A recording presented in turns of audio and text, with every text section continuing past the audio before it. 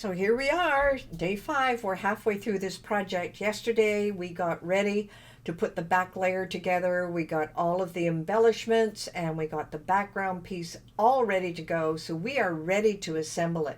So we're going to go over now to our demo desk and we're going to be able to put these last pieces together, and we'll show you exactly what we have in place from the first 3 days at the same time, because we're going to work with the entire package.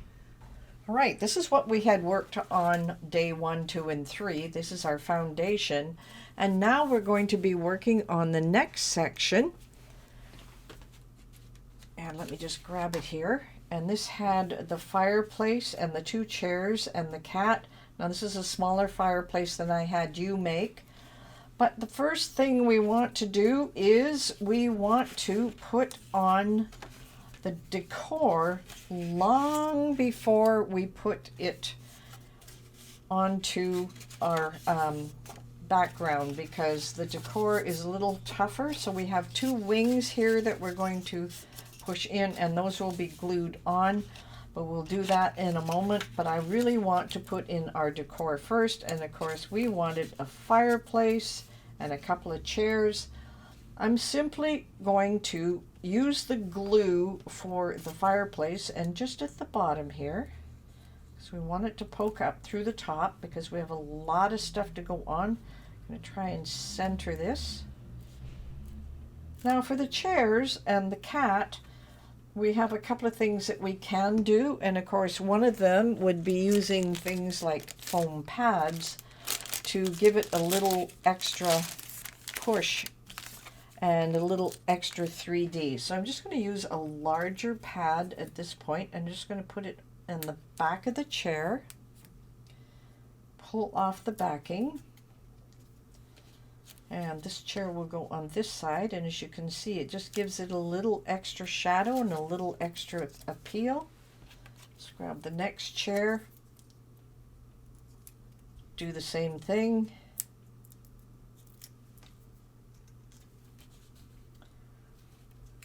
Now the last part is, of course, we're going to put the cat down here, but the cat is not colored yet. So let's take care of coloring our cat, and we can decide what color cat we want. I'm once again going to use my Sakura pens. Now this is green. I don't want a green cat.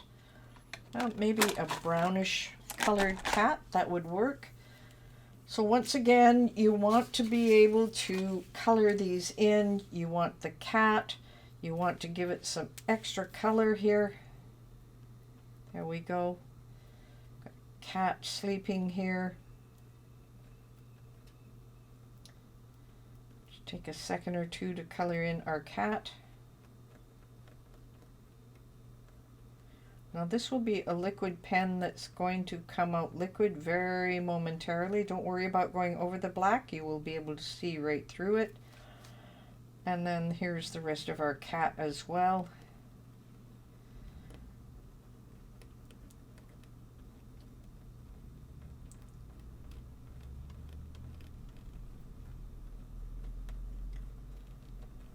Now I'm not adding as much on this one.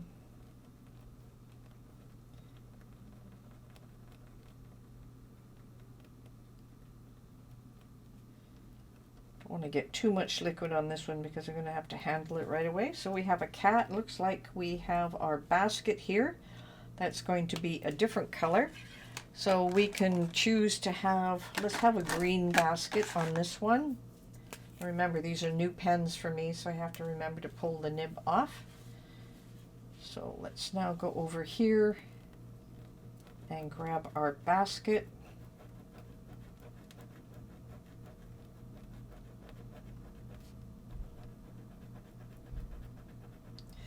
I love the fact that this is hand-drawn, because it just gives that little extra appeal that this is truly a handmade card and basket. And this looks like a little cat toy here. So we'll give the cat toy, we'll just make it yellow. I just have the one I had handy here. Yellow cat toy. And our cat is pretty well ready to put together. Move some of the stuff out of the way. All right, for the cat, I want it to stick out. It will be, I guess I can use a couple of my larger squares here. So just turn our cat over. I'll put one on one side and one on the other.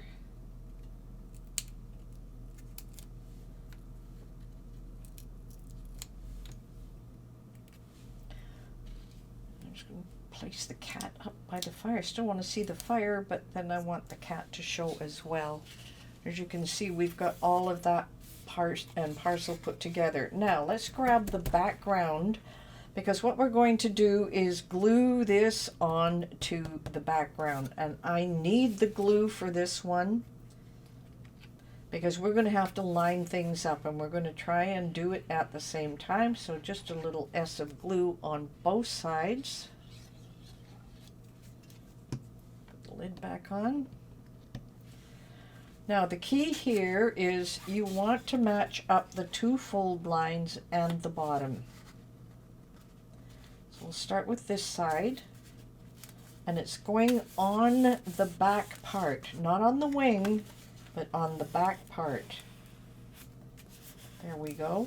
Now the big thing here is you want to do the same on this side, but this time you're going to line it at the bottom, and you are going to align it right on that crease, bottom and the crease. The difference here is when I put this one on, I'm going to have to hold it down underside. It gets a nice little curve on the go. So now we have a couple of parts and pieces all ready to go for this one. I'm just going to have to hold it down here, let it dry. The other side is fine. But I do need the bubble here in order to get that background going. And there we are. There's the next part. Now we're not going to use the bottom right away because we have a couple more layers that are going in, and so far this looks really great. We have a little room where we can add some more decor if we want to. And we are going to now go to the middle layer tomorrow. I will see you there.